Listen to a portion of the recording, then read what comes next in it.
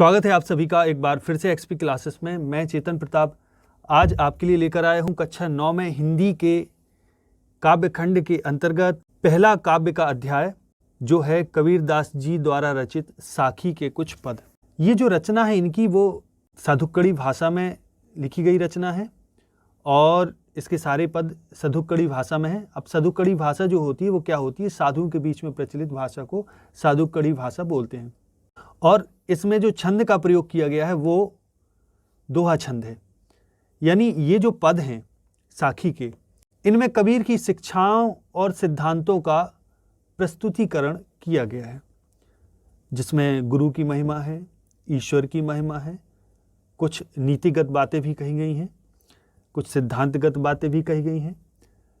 तो वीडियो शुरू करने से पहले यदि आपने अभी तक चैनल को सब्सक्राइब नहीं किया है तो ज़रूर करें, साथ ही साथ बेल आइकन को भी ऑन करें जिससे जो भी आगे वीडियो मिले उसका नोटिफिकेशन आप तक पहुंच जाए।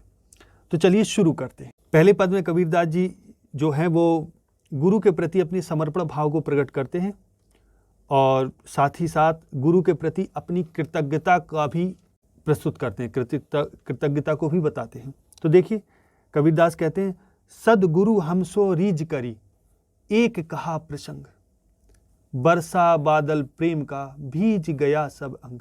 कि सदगुरु हम सो रीझ करी, रीझ का अर्थ होता है प्रसन्न होना, मुग्ध होना।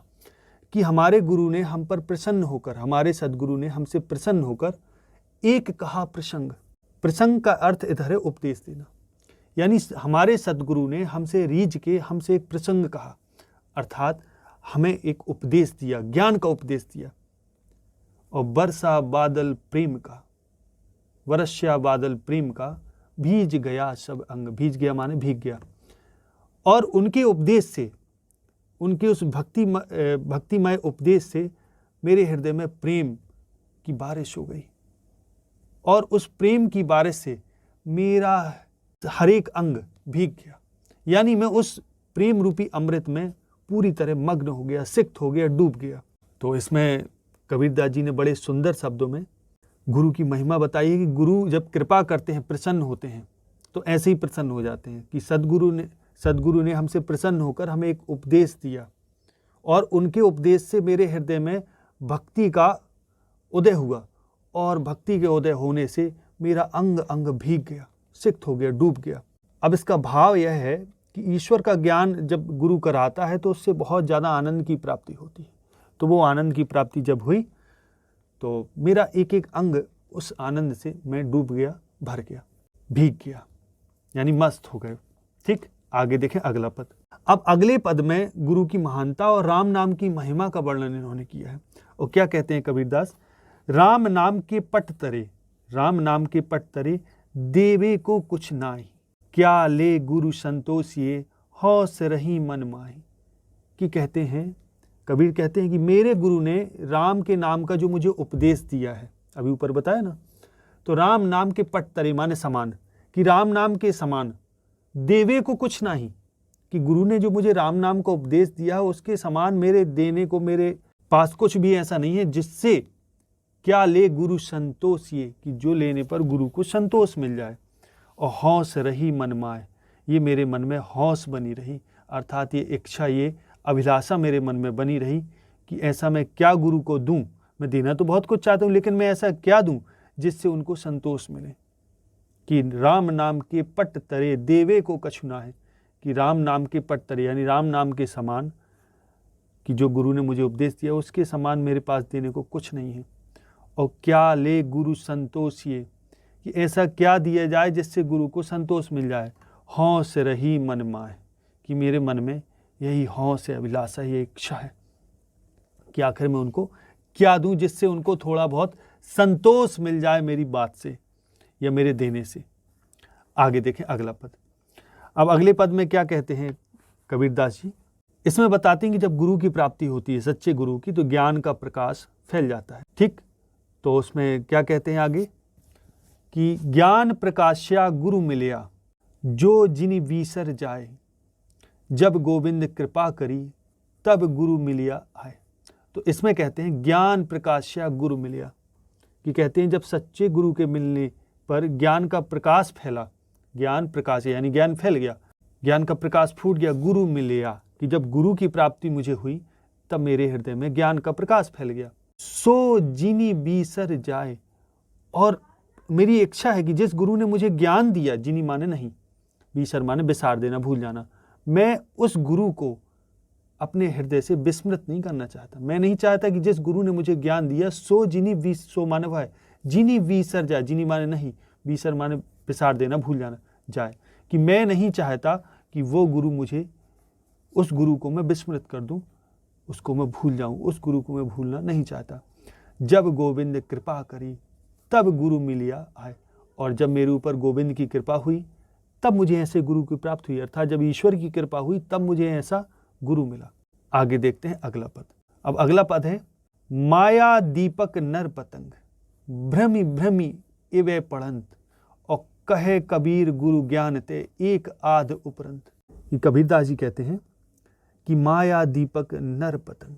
अब इस पद में जो है, इसमें भी गुरु की ही महिमा का वर्णन किया है, कि कहते माया दीपक, ये जो संसार है वो दीपक रूपी है, और नर जो मनुष्य हैं, प्राणी हैं, वो पतंगे के समान है जो दीपक की तरफ आकर्षित होते हैं। भ्रमि भ्रमि इबे पड़ंत, और भ्रम भ्रम के यानी भ्रमित होकर बार बार इसी में गिर के नष्ट हो जाते हैं, जल जाते हैं।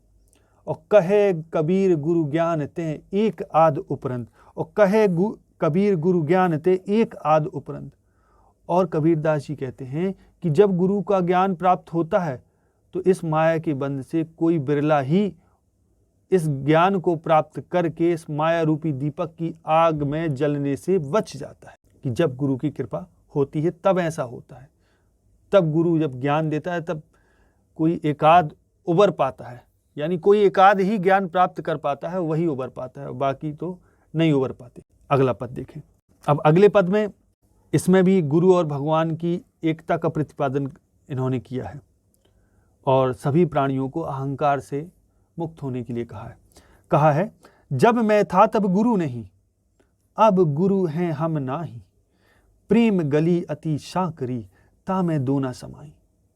इसमें कहते हैं, कबीरदास जी कहते हैं कि जब मैं था, यानी जब मुझ में अहंकार था, तब मैं गुरु से बहुत दूर था।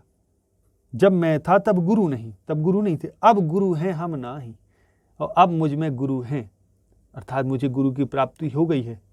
जब तक अहंकार था तब गुरु नहीं मिले थे, लेकिन जब अब अहंकार नहीं बचा तो गुरु है मेरे पास, लेकिन अब अहंकार नहीं है, अब गुरु हैं हम नाही। और प्रेम गली अति साकरी ता मैं दो न समाई, कि जो प्रेम की गली है, रास्ता है, बहुत सकरा होता है जिसमें दो नहीं समाते, अर्थात अहंकार और गुरु साथ साथ नहीं रह सकते। ठीक, आगे देखें अगला पद। अगला पद जो है इसमें कहते हैं, इसमें भगति भजन हरि नाव है, दूजा दुख अपार, मनसा वाचा कर्मणा कबीरा सुमरन सार। इसमें भगवान के नाम की महिमा को स्पष्ट करते हुए क्या कहते हैं कबीरदास जी?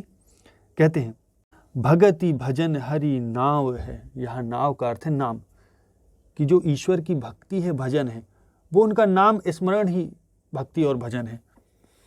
यानी भगवान के नाम के स्मरण को ही वास्तव में भक्ति और भजन कहा जा सकता है।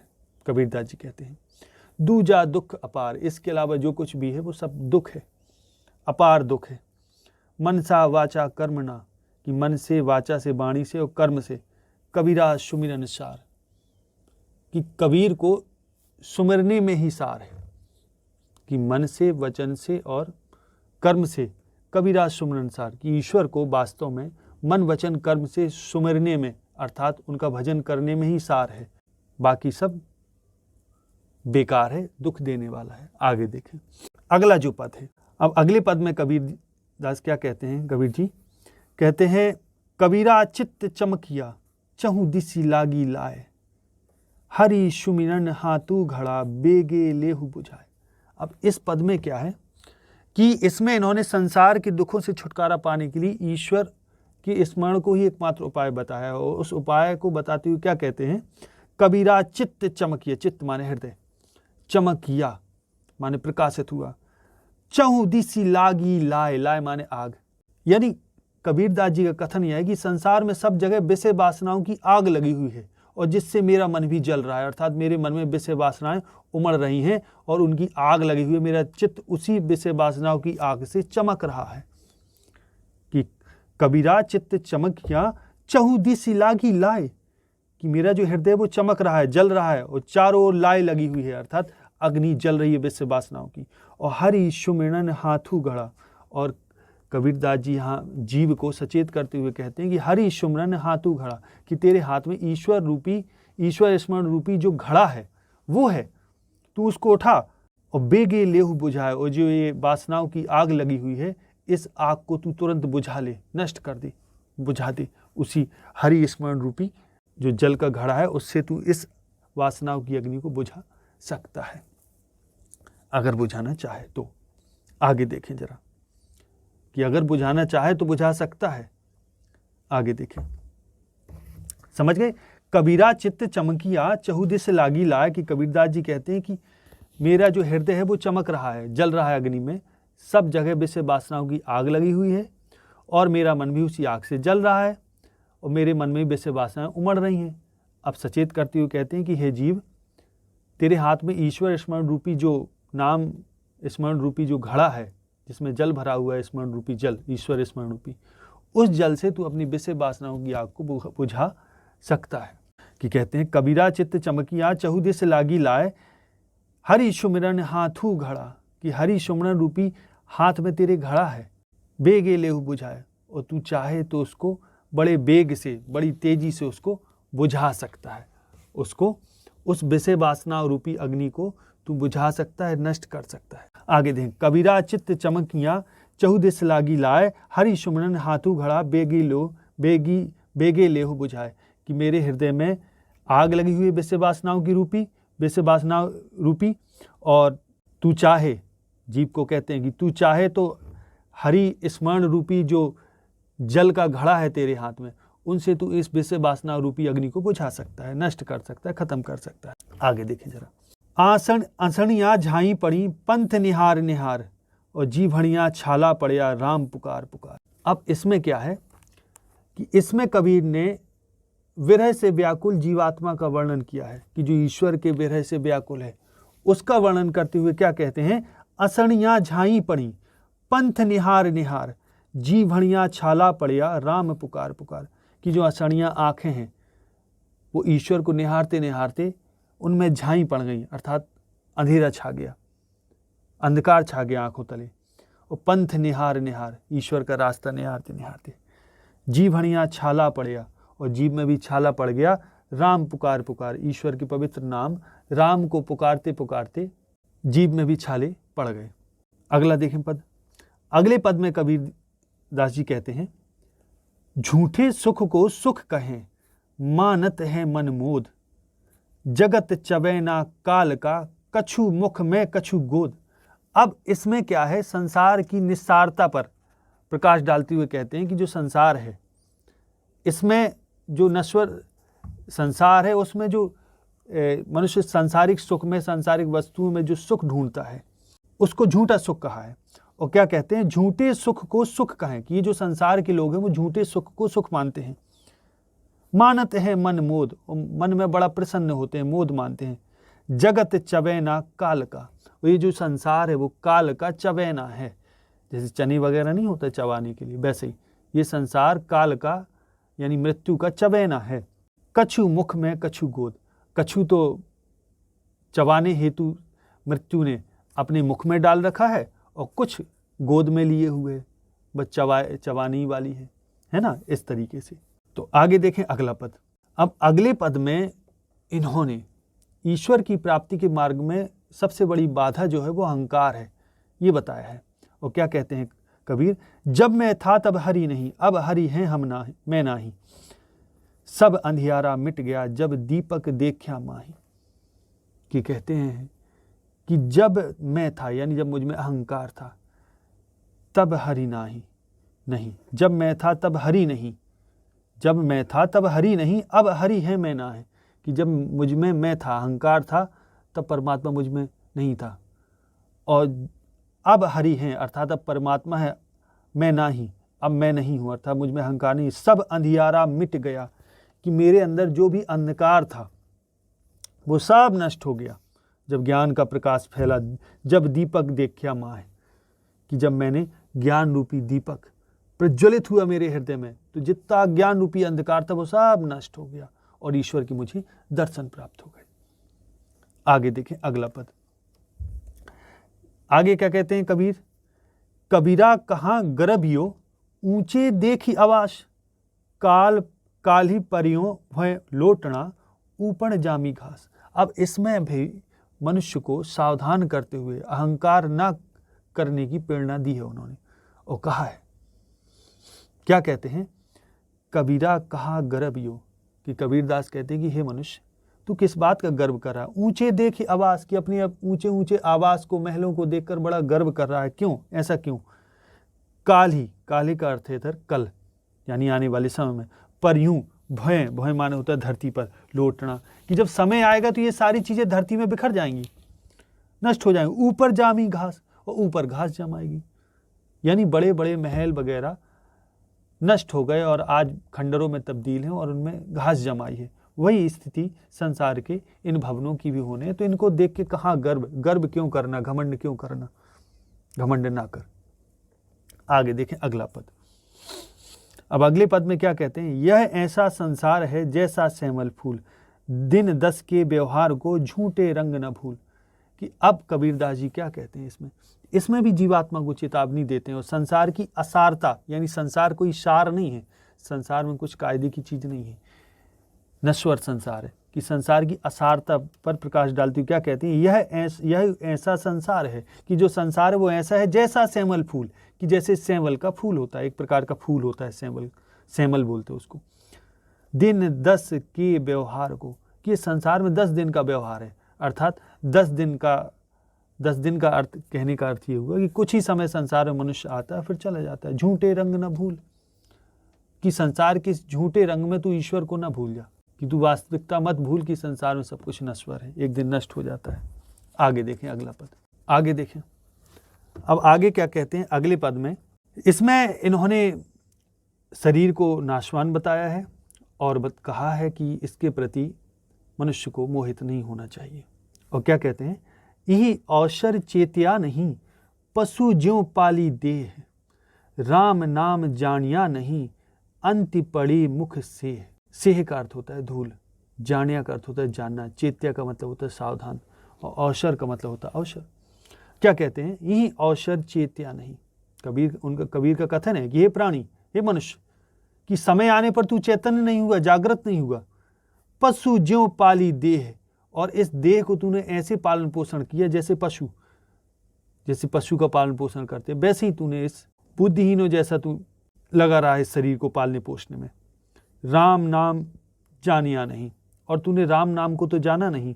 अंत पड़ी मुख से, अब इसलिए तेरे अंत में तेरे मुख में, मुख माने मुख, सेह माने धूल, अंत में तेरे मुख में धूल ही पड़ेगी, अर्थात तुझे लोग धिक्कारेंगे ही। कि राम नाम जानिया नहीं, अंत पड़ी मुख से, कि अंत में तेरे मुख में धूल ही पड़ेगी, तुझे लोग अंत में धिक्कारेंगे ही। आगे देखें। यह तन कांचा कुंभ है, लिया फिरे था साथ, ढबका लागा फुट गया, कछु न आया हाथ। क्या कहते हैं? यह तन कांचा कुंभ है, कि ऊपर वाला समझ में आ गया होगा, फिर से देख लो उसको। यही अवसर माने अवसर, कि इस समय तू चेत्या नहीं, अर्थात सावधान नहीं हुआ, सचेत नहीं हुआ। पशु ज्यों पाली देह, कि बस देह पालने में ही लगा रहा, ईश्वर को कभी नहीं जाना। कि ये अवसर चेत्या नहीं, पशु ज्यों पाली देह, राम नाम जानिया नहीं, अंत पड़ी मुख से। कि राम नाम को तो जाना नहीं, अब अंत में तेरे मुख में धूल ही पड़ेगी, तू नष्ट ही हो जाएगा। राम नाम जानिया नहीं, अंत पड़ी मुख से, कि राम नाम को तो तूने जाना नहीं, अब अंत में तेरे मुख में धूल ही पड़ेगी। कि राम नाम के ना जानने से धूल ही पड़ना, अर्थात अंत में तू नष्ट ही हो जाएगा, यही अर्थ है इसका। कि ये अवसर चेत्या नहीं, पशु ज्यों पाली देह, राम नाम जानिया नहीं, अंत पड़ी मुख से। कि राम नाम के ना जानने से अंत में मुख में सेह अर्थात धूल ही पड़ेगी। आगे क्या कहते हैं? यह तन कांचा कुंभ है, लिया फिरे था साथ, ढबका लागा फुट गया, कछु न आया हाथ। अब इसमें भी सावधान किया है, शरीर को नासवान बताते हुए कहा है कि इसके प्रति मोह नहीं रखना चाहिए।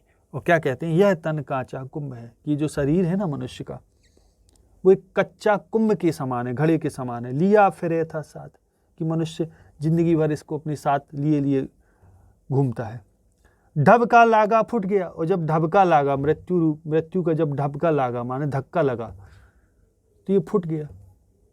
यानी जब जैसे घड़ा होता है उसमें कोई धक्का मार दे तो फूट जाता है ना। ऐसे ही जब मृत्यु रूपी धक्का लगता है इस देह रूपी घड़े को, कच्चे घड़े को, तो वो भी फूट जाता है ना। कछु ना आया हाथ, तो अंत में कुछ भी हाथ नहीं आता। आगे देखें, कबीरा कहा गर्भियो देहि देखी सुरंग। सुरंग का इधर अर्थ सुरंग नहीं है, इधर अर्थ है सुरंग, सुंदर रंग। और बीछणिया मिलबो नहीं ज्यों कांचुली संग। अब इसमें भी सावधान ही किया गया है, और इसमें भी अपने शरीर का अधिक मोह नहीं करना चाहिए, यही चीज बताई है। क्या कहते हैं, कबीरा कहाँ गर्भियो, कबीरदास जी कहते हैं गर्व क्या करना और क्यों करना। देही देखी सुरंग, की देह की सुरंग, सुंदर रंग देख के गर्व क्या करना अपने शरीर का। बीछणिया मिलबो नहीं, कि जब शरीर बिछड़ जाता अर्थात मृत्यु हो जाती तो फिर मिलता नहीं है दोबारा ये। ज्यों कांचली भुजंग, कि जैसे कांचली भुजंग, भुजंग माने सांप, जैसे सांप अपनी कांचली को त्याग देता है और फिर उसे वो कांचली प्राप्त नहीं होती, ठीक उसी प्रकार से एक बार शरीर त्यागने पर वो शरीर दोबारा प्राप्त नहीं होता। तो इसी के साथ ये जो कबीरदास जी के पद हैं वो यहीं समाप्त होते हैं। आशा है ये आपको समझ में आ गया होगा। यदि समझ में आया है तो वीडियो को लाइक और शेयर करना बिल्कुल ना भूलें। आगे अगले वीडियो में मिलते हैं, तब तक के लिए नमस्कार, जय हिंद, जय भारत।